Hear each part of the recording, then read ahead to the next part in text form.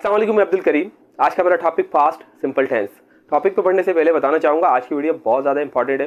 पूरी वीडियो देखिएगा, एंड तक देखिएगा और मेरे चैनल को सब्सक्राइब लाजमन कर लीजिए। आज हम जो बात करने जा रहे हैं पास्ट सिंपल टेंस के हवाले से, इसमें वर्ब की सेकंड फॉर्म इस्तेमाल होती है। हमने प्रेजेंट परफेक्ट में पढ़ा था वर्ब की थर्ड फॉर्म के हवाले से। आज मैं मजीद इजाफी आपको बताऊंगा कि कभी भी आप जब भी रेगुलर वर्ब बनाते हैं, ईडी लगाते हैं, तो आई ईडी का इजाफा कहाँ होता है और वर्ब के आखिरी अल्फ़ाबेट को डबल करके ईडी कहाँ लगाया जाता है और खाली ईडी का इजाफा कहाँ होता है। इसके अलावा हम ये भी बात करेंगे कि डी के ईडी के इजाफे के बाद हम प्रोनाउंस किस तरह करते हैं, कहाँ टी का साउंड आता है, कहाँ इड का साउंड आता है, कहाँ डी का साउंड आता है। आज बहुत ज़्यादा इंपॉर्टेंट है, इस वीडियो को लाजमन मुकम्मल देखिएगा, बहुत सारी कन्फ्यूजन आपकी क्लियर होने जा रही है। बहरहाल बढ़ते हैं जनाब हमारे पास्ट सिंपल टेंस की तरफ। सबसे पहले सब्जेक्ट होता है इसके स्ट्रक्चर में, वर्ब की सेकंड फॉर्म और ऑब्जेक्ट। और इंटरोगेटिव के अंदर हम क्या करते हैं, जो भी हेल्पिंग वर्ब होता है हम सब्जेक्ट से पहले ले जाते हैं और लास्ट में क्वेश्चन मार्क लगा देते हैं। जैसे कि इसमें आपका हेल्पिंग वर्ब है डिड। इसके अलावा नेगेटिव के अंदर ऑफकोर्स डिड के साथ नोट का इजाफा हो जाता है, सिंपल इट इज़। आगे बढ़ते हैं जनाब, बात करने जा रहे थे, हमने बात की थी कि अगर हम रेगुलर वर्ब्स बनाते हैं, इरेगुलर के हवाले से बता देता हूँ, वो सी और उनकी सेकंड फॉर्म सा और सीन वगैरह होती है, ड्रिंक ड्रंक होती है। लेकिन अगर हम मोस्टली जो हमारे वर्ब्स होते हैं वो रेगुलर वर्ब्स कहलाते हैं, उनमें ईडी का इजाफा होता है। किस फार्मूले के तहत होता है? जनरली ज़्यादातर वर्ब्स के अंदर नॉर्मली हम ईडी का इजाफा कर देते हैं, एक बात। दूसरी बात, जब भी कोई ऐसा वर्ब जिसके लास्ट में ई आ रहा होता है तो हम ई के बाद सिर्फ डी का इजाफा कर देते हैं, ठीक है। जैसे कि यूज़, तो यूज़ के अंदर क्या करेंगे, हम सिर्फ डी का इजाफा करेंगे तो वो यूज्ड हो जाएगा और सेकेंड भी फॉर्म यही होगी और थर्ड फॉर्म भी यही होगी, ठीक है। मज़ीद आगे बढ़ते हैं जनाब, जब भी कोई वर्ब वाई पे एंड हो रहा हो, उससे पहले का जो उससे वॉबिल ना हो यानी कांस्टेंट हो, तो उस सूरत में हम क्या करते हैं कि वाई को काट देते हैं और वाई की जगह आई ई डी का इजाफा कर देते हैं, ठीक है। अगर मिसाल के तौर पे वॉबिल पहले से मौजूद हो कांस्टेंट से पहले, तो उस सूरत में जैसे प्ले तो सिंपल ई डी का इजाफा करते हैं, यानी ई और डी का इजाफा करते हैं और प्लेट बन जाता है और थर्ड फॉर्म भी प्लेट होती है। अच्छा, मजीद एक चीज़ याद रखिएगा, CVC का formula, CVC constant vowel constant, यानी कि कोई भी वर्ब जिसके आखिर के 3 CVC हो अल्फ़ाबेट, यानी कि कांस्टेंट हो फिर वॉवेल हो फिर कांस्टेंट हो, उस सूरत में जो लास्ट का अल्फ़ाबेट होता है उसको डबल करके ईडी लगा दिया जाता है, ठीक है। जैसे कि स्टॉप, ठीक है। स्टॉप में आप नोट कर सकते हैं तीनों चीज़ें मौजूद हैं। लास्ट में हम क्या करेंगे, स्टॉप में पी को डबल कर देंगे और ईडी का इजाफा कर देंगे, ठीक है। आगे बढ़ते हैं जनाब, फर्दर कहाँ इस्तेमाल होता है पास्ट सिंपल टेंस? बहुत आसान है, बिल्कुल भी घबराइएगा नहीं। एक छोटी सी कन्फ्यूजन है, क्लियर कर दूंगा, लेकिन बिल्कुल भी घबराइएगा नहीं, ठीक है। आगे बढ़ते हैं जनाब, पास्ट सिंपल टेंस के हवाले से जब भी हम बात करते हैं कोई भी एक्शन, कोई भी इवेंट, कोई भी सिचुएशन जो पास्ट में शुरू हुई हो और पास्ट में ही मुकम्मल हो गई हो और प्रेजेंट पे उसका कोई इम्पैक्ट ना हो, वहाँ पर हम पास्ट सिंपल का इस्तेमाल करते हैं, ठीक है। आई प्लेड क्रिकेट, मैंने क्रिकेट खेली थी। अच्छा, इसमें एक मजीद इजाफी तौर पे बताना चाहूँगा, थी था थे का कॉन्सेप्ट भी मौजूद है, इसको आप लेना चाहें तो ले सकते हैं, हम शुरू से सुनते आ रहे हैं इसको भी। अगर आपने था थी थे का कॉन्सेप्ट लेना है तो बिल्कुल ले सकते हैं, लेकिन अमूमी तौर पे कोई भी ऐसा एक्शन, कोई सिचुएशन, कोई इवेंट जो पास में शुरू हुआ, पास में मुकम्मल हो गया और इसका प्रेजेंट में कोई इम्पैक्ट नहीं है, तो आप इसको इस्तेमाल कर सकते हैं। मिसाल के तौर पे आई प्लेड क्रिकेट, मैंने क्रिकेट खेली थी, now I don't play cricket, या अभी मैं क्रिकेट नहीं खेल रहा। अच्छा, इसमें मजीद ये चीज़ें होती है, मिसाल के तौर पे अगर मैं कहूँ कि आई कुक्ड फूड टुडेज मॉर्निंग, आप बोलेंगे today's morning, it's very near, बहुत करीब है, मतलब मॉर्निंग की बात की जा रही है और आप बात करें प्रेजेंट तो आ गया, ऐसा नहीं है।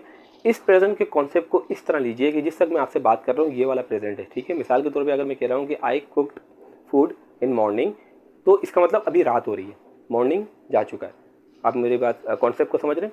एक तो इसका इस्तेमाल यहाँ हो गया, बहुत सिंपल। मजीद इसका इस्तेमाल कहाँ होता है, क्योंकि मैंने आपको बताया था प्रेजेंट परफेक्ट बनाते हुए प्रेजेंट परफेक्ट को पास्ट सिंपल डिस्टर्ब करता है, इसी तरह यकीनी तौर पे प्रेजेंट परफेक्ट भी जो है पास्ट सिंपल को डिस्टर्ब करता है। तो इसका तरीक़ेकार ये होता है कि इसका किस तरीके से इसको अंदाज़ा किया जाए। देखें, अगर मैं आपसे कहूँ कि I lived in Karachi for 2 years और अगर मैं कहूँ I have lived in Karachi for 2 years, तो कौन सा वाला सही है? आप बताएंगे कौन सा वाला सही है? दोनों ही सही हैं, दोनों के कॉन्सेप्ट में फ़र्क है। अगर मैं कहूँ I lived in Karachi for 2 years, मतलब मैं बात कर रहा हूँ कि मैं कराची में 2 साल रहा था, मतलब अब मैं नहीं रहता। लेकिन अगर मैं कह रहा हूँ कि I have lived in Karachi for 2 years, इसका मतलब मैं बात कर रहा हूँ अभी भी मौजूदा दौर में भी मैं रह रहा हूँ। तो ये कॉन्सेप्ट आप ले सकते हैं। आगे बढ़ते हैं। अच्छा, इसमें दोनों में मजीद क्या फ़र्क करना चाहेंगे, एक मिसाल से आपको समझाने की कोशिश करूँगा कि मिसाल के तौर पे आपके बॉस ने आपको कोई काम दिया और उसने आपको काम देने के बाद आज वो आपसे पूछ रहा है have you completed your work, तो आप जवाब में कह सकते हैं yes I have completed my work. तो ये तो हो गया प्रेजेंट परफेक्ट। क्यों? क्योंकि उसने आपसे ये नहीं पूछा कब, यानी कि अगर आप टाइम की बात करेंगे तो आप पास्ट सिंपल को इस्तेमाल करेंगे कब, जब भी आपको डिफ्रेंशिएट करना पड़ेगा दरमियान किसके, पास्ट सिंपल और प्रेजेंट परफेक्ट के। फॉर एग्जांपल अगर वो कह रहा है कब किया, देन आपने जवाब देना है I did my work yesterday, मैंने अपना काम गुजरे हुए कल में किया था। ये कॉन्सेप्ट आपका क्लियर हो गया। तो मैंने 2 यूज़ आपको बताए। अच्छा, मज़ीद इसके हवाले से आपको बताना चाहूँगा और एग्जांपल ले लेते हैं। जैसे कि अगर मैं कहूँ I cook food in morning, और अगर मैं कहूँ कि I have cook food in morning, तो क्या फ़र्क होगा? तो इसका फ़र्क ये होगा कि I cooked food in morning in sense कि अब इस वक्त मॉर्निंग मौजूद नहीं है, या तो नाइट है या इवनिंग है। लेकिन अगर मैं कहूँ I have cook food in morning present perfect, तो इसका मतलब still it is morning, morning चल रही है, मॉर्निंग ख़त्म नहीं हुई, उसका इम्पैक्ट अभी भी मौजूद है। और उम्मीद करता हूँ ये आपको वीडियो मेरी बड़ी पसंद आई होगी, और मैंने आपको मज़ीद एक चीज़ और इजाफी कहा था कि बताऊँगा, वो भी मैं इसमें ऐड कर देता हूँ। मैं चाह रहा था कि मैं नेक्स्ट वीडियो में ऐड करूँ, लेकिन चलें क्योंकि ये इसी का पार्ट है तो मैं इसमें ऐड कर देता हूँ। देखें, याद रखिएगा जब भी हम ईडी का इजाफा करते हैं रेगुलर वर्ड्स के अंदर तो प्रोनाउंसिएशन का प्रॉब्लम आता है। क्या प्रॉब्लम आता है? मिसाल के तौर पर अगर मैं कहूँ स्टॉप, स्टॉप के अंदर मैं लगा ईडी रहा हूँ तो बोल स्टॉप्ड रहा हूँ, टी का साउंड निकाल रहा हूँ। क्यों? ये बड़े सवाल पूछने वाला है, क्यों? ये बड़ी कन्फ्यूजन होती है लोगों को। तो मैं आपको बता देता हूँ कि इसका सिंपल सा फार्मूला, ठीक है। जब भी आपको, ये सिर्फ प्रैक्टिस के लिए, बोलते हुए आपने अपना थ्रोट या गला नहीं पकड़ के खड़े हो जाना, ये सिर्फ प्रैक्टिस के लिए इन अ सेंस। फॉर एग्जांपल आप बात कर रहे हैं, अगर कोई भी वर्ब आप अगर बोल रहे हैं उसका लास्ट अल्फ़ाबेट अदा करते हुए अगर इस जगह पे, ये देखें, इस जगह पे अगर वाइब्रेशन हो रही है, ठीक है। मिसाल के तौर पे मैं आपको बताता हूँ प्ले, देखिए वाई को वाई को बोलते हुए लास्ट में मेरे यहाँ वाइब्रेशन हो रही है, तो इसका मतलब मैं ईडी का इजाफा करने के बाद डी का ही साउंड दूंगा, मिसाल के तौर पे प्लेड। लेकिन अगर मैं बात करूँ स्टॉप, तो स्टॉप में देखिएगा पी के ऊपर जब लास्ट में आएगा तो यहाँ पर वाइब्रेशन नहीं होगी, स्टॉप। तो कोई वाइब्रेशन मैंने फाउंड नहीं की, किसी किस्म का मुझे कोई सिग्नल यहाँ से नहीं मिला, तो उस सूरत में हम ईडी लगाएंगे लेकिन टी का साउंड लेंगे, स्टॉप्ड, ठीक है।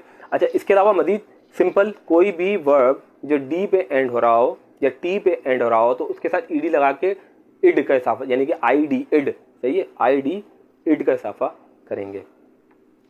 ये मैंने आपको बता दिया फार्मूला प्रोनाउंसिएशन के हवाले से। आज हमने 3 चीज़ें डिस्कस करी, पास्ट सिंपल कहाँ किस तरह इस्तेमाल होता है, रेगुलर वर्ड्स के अंदर ईडी लगाते हैं उसका तरीक़ेकार क्या होगा, और इसको हम किस तरह प्रोनाउंस करेंगे। फर्दर मेरी वीडियो आने वाली है पास्ट कंटिन्यूस के हवाले से, ज़रूर देखिएगा, बहुत सारी कन्फ्यूजन क्लियर होगी उसमें भी। अपना ख्याल रखिएगा, अल्लाह हाफ़िज़।